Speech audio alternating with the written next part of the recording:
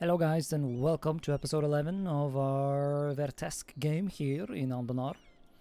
The last episode we did a bunch of shit and most importantly we are very hard at work ending the slave trade in a very wholesome way. Trust me bro. Yeah, what are we going to produce in the capital now that slavery is totally not a thing anymore? Look at that, yep, totally curing slavery. Very nice. Also magic. Give me my bonus again, please. I cannot live without it. We're basically just perpetually magically feasting. Do not know how to exist without it. Iron, okay, that's good, right? Oh, never mind, we're producing wine? Really? Nice. I don't know how we're producing wine this far north, but sure. Global warming, damn. Even in Anbennar, eh? Oh. Mistakes of the past. Well, mistake might be a harsh word, but when the orcs first came to Vertesk, nobody even thought that any of them would willingly stay here. And we were right. There were no orcs who chose to stay in Vertesk, as that choice was made by their owners, staying in Vertesk. And thus, a small population of orcs stayed in Vertesk and kept expanding until the slave trade was banned. Currently, the recently freed orcs live in the worst part of the city, even worse than where the halflings are. In the recent meeting in Vertesk, the question of orcs was brought up, and a curious idea was born, calling the slave trade a mistake and giving orcs citizenship.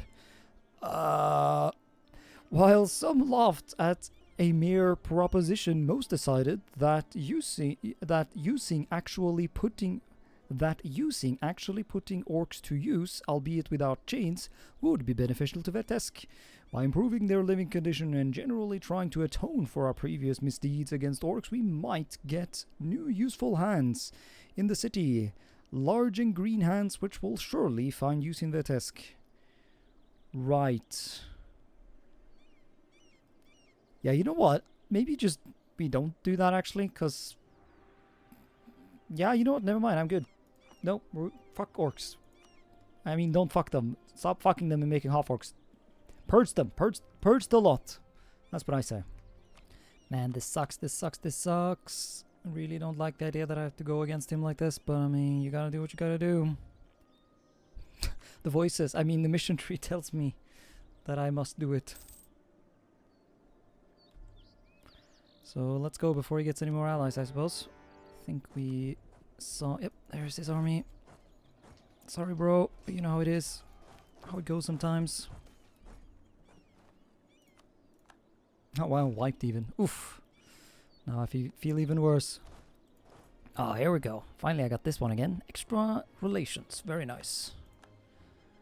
That means I could potentially pop another vassal out, or probably more likely just get an ally, now that we lost, quote-unquote, Arboran. Also, we can do Dwarven expertise. Basically, this just talks about how, yeah, we can ask the orcs for more slaves, but, like, technically we don't do that anymore, so let's just get the dev and the minorities, I guess, and then move on. Come on. Yes, there we go. Should be able to peace out now. Yes, although, is there anything I would want to do? Release a Stalin? 100 war score, so I guess it would be possible. Just to dunk on him. Do I want to do that, though? I'm not sure that would serve any sort of purpose. I can't force religion either way, so...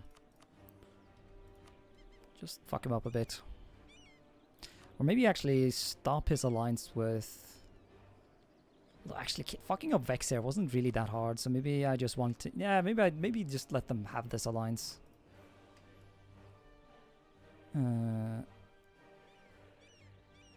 Because I don't know who Arboran might ally should he change his mind on that. Yeah, nah, let's cancel it. Let us cancel it. I think we're going to go with this. So yeah, we're definitely going to be playing with fire here in terms of coalitions, but I think we should be fine. As long as we keep an eye on truces, so that, you know, we attack the people that would be angry at me, like Grumbar and Kelmamdor and all that shit. Then we should be fine. I also noticed that by taking this little province, we can create a nice little vassal over here. I guess I would have gotten some of his land already had I annexed Alinor. Okay, so maybe I didn't think that one quite through, because I do think we want to start annexing him right now, although doing it after we have clicked the destiny of Vertesk would be good as well. Because then we can do this thing, which actually gives us diplomatic annexation war cost, or cost negative 25%, so. I mean, I guess having to fight the Emperor isn't the end of the world if we have to. It kind of sucks though, because you know, my primary ally is the Emperor right now. Well, if not primary, at least the primary dude within the Empire, so. Not giga optimal, but that's whatever. So yeah, we'll go with that, and yeah, I don't know. Right, I'm going to unelect my glorious dude, which is a shame, but we are going to grab ourselves diplomatic annexation cost reduction person. And like, because I'm drowning in points anyways, I think I will just stay in the Empire for the time being. I mean, shit, when does this truce of mine go up? Yeah, that is 12 years, but it's only 12 years, you know? It's not that long. I don't know what would speed it up more. How long does the whole consolidation thing last? Yeah. Wait, no, this thing. Until the end of the game. Really? I hope that's not actually the case. Because -5 admin efficiency and +3 unrest, that's not super hype, dude. But okay. Here we go, global trade. Wait, no. Wait, did we spawn that? Yeah, we spawned global trade, cool. Exactly, I mean, we're not exactly a global empire, but sure. I take extra merchant for me. And yeah, now we can't hold as much stuff anymore, but here we go, we can finally do our technologies. Get that sweet, sweet extra governing capacity. Yeah, holy shit, yeah, I might have overdone spamming that. Although I guess that means we can also start reducing, or getting rid of these land right thingies. Yes, let us begin that process actually. Just so that when absolutism becomes a thing, we can get that sorted. No longer valid. Oh man, really? I don't want to rival You can't make me. Also, yeah, Laurent has allied the stupid elves up here north, but once again, we can just make them cancel that. So I don't know why they even bother. I think actually with our extra bit of relations, I shall ally you. Because having the mountains be controlled by actual dwarves is better, I think.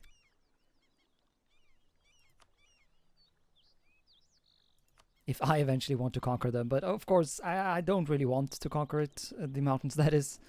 But I mean, you know, having someone to help me against Clouded I would actually be good. Especially because they're also allied to Kuzrugan, I just noticed. That's not great.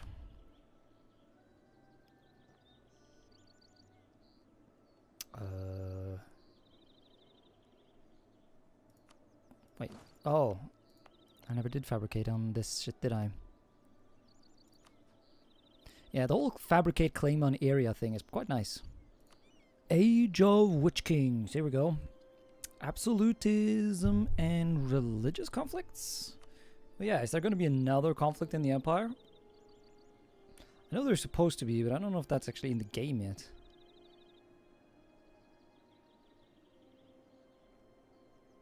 Well, whatever. Also, yeah, Vex is getting shat on. Shouldn't have helped. Oh, wow, yeah, he's really getting beaten down. Although, unfortunately, that does strengthen the Emperor. But, I mean, for the time being, we're within the Empire ourselves, so it's fine. Also, we can do this. While we've had to fight tooth and nail, use every underhanded trick in the book to manage it, we've finally clawed our way to the top of the Dameset trade.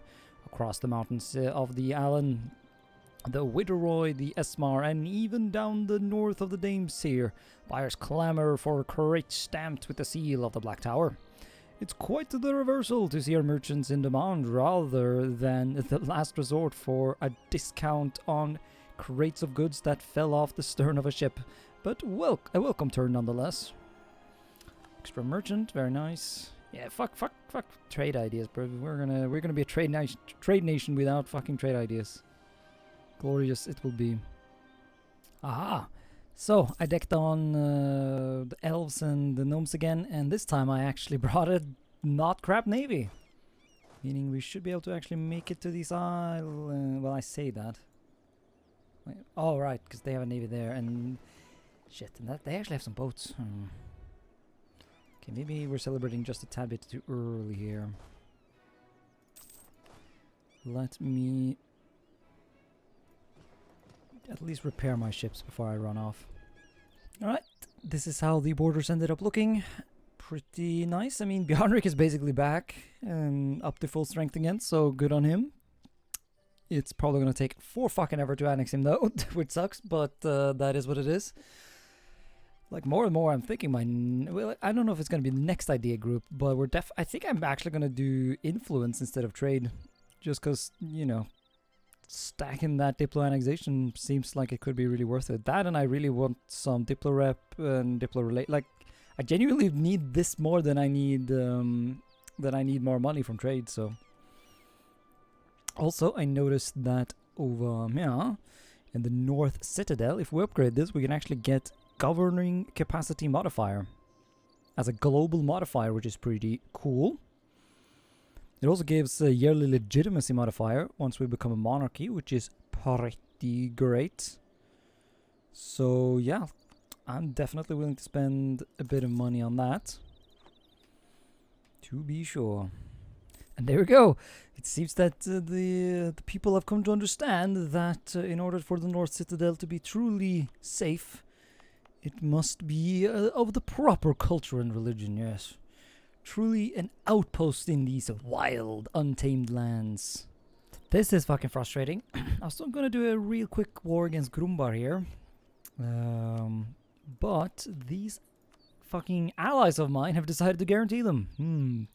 Makes me think. Why would you do that, Verkal Kozened? Did I mention we're allied with the dwarves? We're allied with the dwarves. I mean, at least that means we can use game mechanics to get around that by attacking someone else.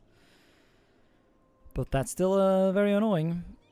Because our truce with Arbron is over in 2 years, and I don't know if we're going to be able to do well, it's not like he has fucking that many friends to speak of. I mean, yeah, no, fuck. We'll do the Arbron thing first. What? No! When did that happen? Grumbar actually converted?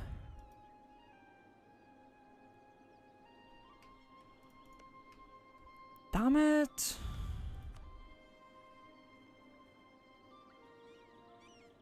Oh man, oh man. Oh man. Oh, that sucks so much. Fuck. Rest in memes. Free expansion. Oh, what do you mean? Take it out. I'll take my frustrations out on these guys. What? Except for the fact that Khosrogan is fucking gonna be bait. What? Oh. Fucking really? Ah. That is just so annoying. I guess we'll need a separate war against Khosrogan. What? You cannot declare on the Empire while in a war? Well, no, everything is falling apart. My plans. Congratulations! I'm literally fucking blitzkrieging this because I won't even be able to take that much land because I have to, you know, make sure I prioritize aggressive expansion for the Anbennar thing. I mean, Arbaran thing. Big oofs all around. We're probably gonna have to fight him right after this, so I might as well be a bit, you know, let's not go over the top here. I'll just take my claims. And I guess we'll just get the troops right back on the border and prepare for round 2. Because I doubt because we didn't really spend a lot of time on that war there, so he's going to have his guarantee still. And I believe he will still very much join. Yeah, he will. And this time we'll have to fight without the Emperor. Although, to be fair, I'm not sure he did much. Oh shit! Well, some good news. Well, actually, not entirely good news, because I actually kind of wanted to feed some land to my vassal here. Oh well. But look at that! Our name... Well, there's definitely a need for some cleanup here before we can truly say that things are nice. But yeah, we are working on it. Yeah, smashing Khuzragan was straightforward now. Was straightforward once again. Now I just need to tell all these other annoying mini nations that seriously just stop trying to stop trying to prevent the inevitable. We won't be able to annex them in this war, which sucks. But we'll be able to take as much as possible, because we do need to just wipe them off the map. Which is why I'm just giving this province to another nation, because I don't actually need to own that one in particular directly. It's actually kind of impressive how little people care overall, considering that, you know, we are like... we are going pretty intense here. Actually, fuck. What's my overextension? Ah, shit. I'm gonna go over 100 if I do this. Even less land for Green Force. Fuck. Oh well. Something game mechanics. It do be like that sometimes. Yeah, stop guaranteeing Venom, or maybe yes guarantee Venom Tooth. I guess that would be a way to quote-unquote truce break them, although taking land without them being a co-belligerent or, you know, stuff like that would be rather intense in terms of aggressive expansion. I don't think I want that. Right, so I wanted to wait for a bit more of a perfect time, but Verker Kozanad is, yeah, insisting that we speed things along. Because I do indeed think it's time to proclaim the restoration of the Vertesk dominion. Now, this will take us out of the Empire, which will be unfortunate, but I have indeed grabbed influence ideas at this point, so we're going to be working towards compensating for the lack of dip rep and diplomatic relations and stuff like that. We are going to get that sorted. We are also going to do something else. I don't know what I was going to say there.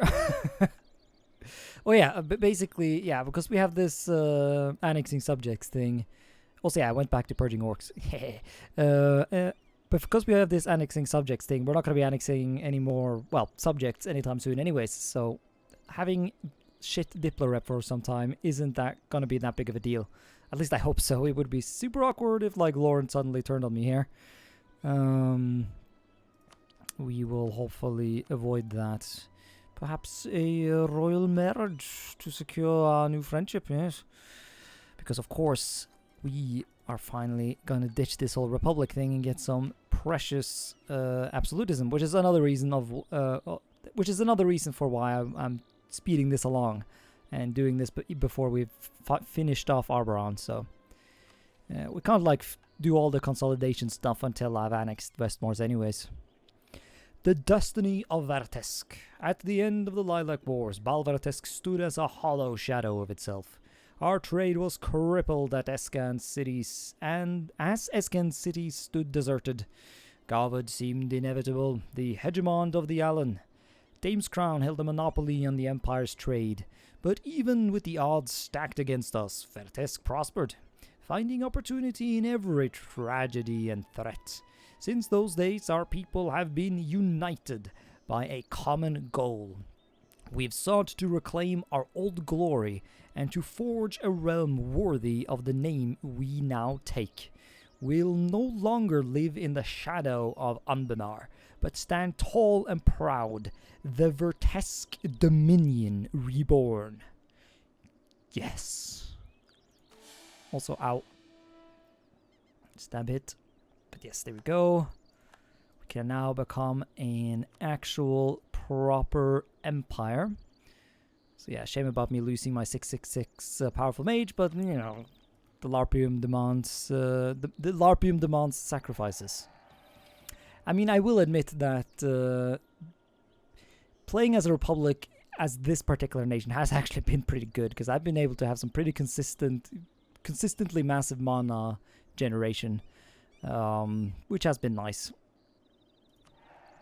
But there we go. We are now an empire, making us a union of all of the Hellenic cultures, which is lovely. Which means we can accept more people, I guess.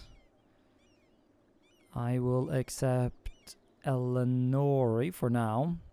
Well, unless I can actually... Well, I wouldn't be able to convert them right now anyways, but do you have separatism? Not really. So theoretically converting these guys, once we get their religion sorted, will be viable. So I think I'll accept our Barani instead, because they will most definitely have separatism. The future of the Dominion. With the restoration of the Vertesk Dominion, a certain question arises. Should the ship of state be steered in a new direction? Following a great meeting of the most prominent people in Vertesk, saw an emergence of 3 camps, our military growing ever more prominent as the scope of our conquest has grown, claims that their rule would allow for more efficient conquest and defense. Our merchants wish to keep the status quo, claiming that only their wisdom maintains our dominance over the region's trade. The 3rd camp is backing a woman named Dahlia, who claims to be the rightful heir of the Black Tower dynasty, which is like the canonical dynasty we had back when we were a dominion of Black Castanor. At least I think, yeah, Black Castanor, I'm pretty sure. Backed by a motley coalition of aristocrats, scholars, and commoners. These populists claim that to take the title we must restore our legitimate sovereign, a powerful mage with the blood of Venak himself.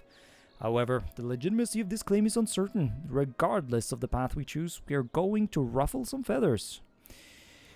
The Black Tower stands tall. Long live the Queen. That's another 2 stability loss, but it must be done. And we get some revolutionaries. That's fine. Those will be dealt with. There we go. The Black Tower dynasty. Oh, cruel. Okay, well, we're going to be dealing with some serious revolt risk coming up, but that's fine, I guess. How old are you? 27. Excellent. We got time to get some children going. Let's try and restore our stability to a semblance of good stuff. How does the... Yeah, okay, so yeah, our max absolutism still not great, like, at all, really, but, well, I mean, I do have a lot of military power lying around, so for one thing, we're going to be able to boost our absolutism using that, and as a way to get our legitimacy up and running.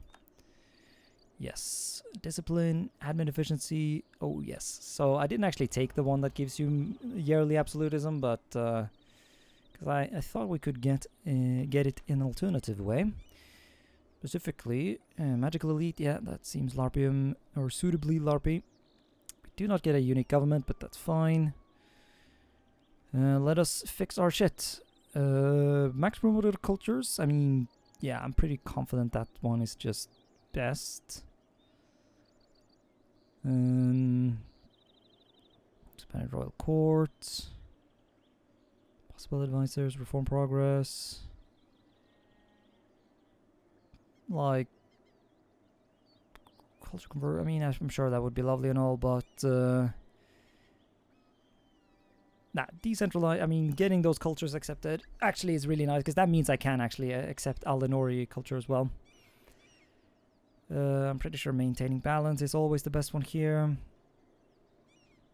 Well, I mean, I'm sure some of these other ones are quite good as well, if you know what you're doing. But if you're just not thinking too hard, then I'm reasonably confident that, I mean, just all estate loyalty equilibrium, you know, you just get so many nice bonuses from having that. And because we're going to be ditching all their, well, most of their privileges is to get absolutism, making sure we have other ways of keeping them loyal makes sense. Yeah, we're gonna do sustained discipline again. My discipline has gotten pretty good now because I kept having too much military mana to like that I didn't know what to do with. So I've been recruiting generals like a madman, and look at that. Reduce moral damage, take by reserve. Oh yes, we are gonna get pretty good shit here. Next, we have deliberative assembly. We're obviously not gonna do that and do royal decree.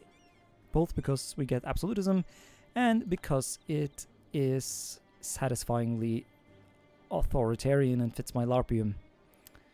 So, yeah, here we go. Dynastic administration. I normally never take this one, but because we have both a policy and an idea that gives us yearly corruption reduction, I think actually we can get away with taking the... and I mean, we can just pay the corruption down. We make so much money at this point. So having Monarch admin skill +1 is very nice. I suppose we won't get any extra now because I think she's already a 6, but also yeah, less influence sounds excellent. Once again, the dynastic and like, you know, the estates are not trustworthy allies to the monarchy. That's also super delightfully LARPy. I think we want mercantilistic approach. I have been boosting that as well off screen because of once again having too much diplomana. And yeah. And so yeah, domestic trade power. I mean, really, we aren't feeding, like, you know, the only real trade we are feeding into the Dame's Crown comes from Eskan and shit at this point, and that's, you know, places we plan to conquer, so, well, conquer a lot of it anyways, and so having domestic trade sounds logical. Leviathan, I mean, that would be the coolest thing, but like, once again, max promoted cultures. I mean, years of separatism though, and I mean, oof, nah, that's just too good. Fail RP, but it's just too good. I need that separatism and unrest reduction, especially with the mission we have coming up. I am the state. Oh, is there anything here that's like, oh, core creation cost reduction though? I mean, that's pretty good. That's pretty good. War score cost. How are we on gov capacity? Nah, we're fucking drowning in it at this point, so... I don't think... Oh, man. Legislative assemblies... Yeah, I guess it's fail RP, but, I mean, core creation cost -5. Just too nice. We can always change our mind if, you know, I change my mind, so... political absolutism. Yeah, we're gonna continue LARPing down here, I suppose. So, excellent stuff. Let's join Verkal Konsad on his little adventure. I suppose we could also use this as an opportunity to go against Grumban. Because he won't be able to protect him now. However, I think, yeah, that name placement needs some fixing, I think. We're definitely going to need to fix all of this venom tooth crap here. Gonna need to integrate the Westmores as quickly as possible. And just sort of in general, clean up our borders so we can say, so it'll be big letters, it'll say Vertesk Dominion. I mean, fucking Grumbar has a bigger name than us right now. Preposterous, I dare say. Yeah. However, on that note, we're gonna wrap this particular episode up. And so I shall say thank you so much for watching. Welcome to the Vertesk Dominion. And until next time, bye.